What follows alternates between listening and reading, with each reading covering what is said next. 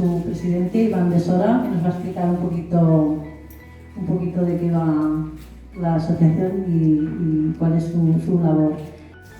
Buenas tardes. Muchas gracias por esta acogida hoy aquí en Zaragoza, la Casa Catalana de Zaragoza.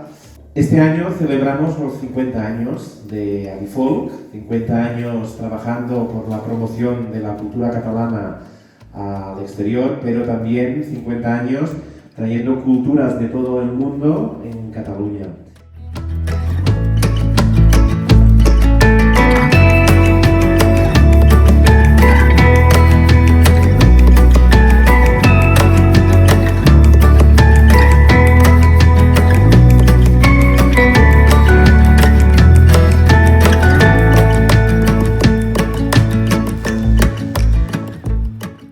Avui celebrem els 50 anys d'Adifolk amb els companys de la Casa Catalana de Saragossa.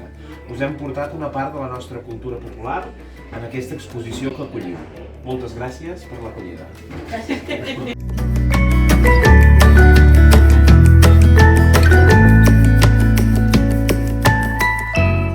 Orgullosos d'acollir l'exposició dels 50 anys de difusió de cultura i folclore català. Nosaltres, que treballem per difondre la nostra cultura i el tarannà, no podem sentir més satisfacció que tenir-vos amb nosaltres un dia tan important com avui. Molta força i a seguir endavant.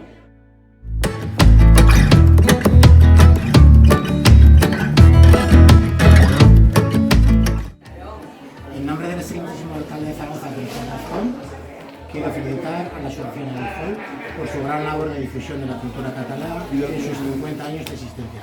Feliz día de Sant Jordi.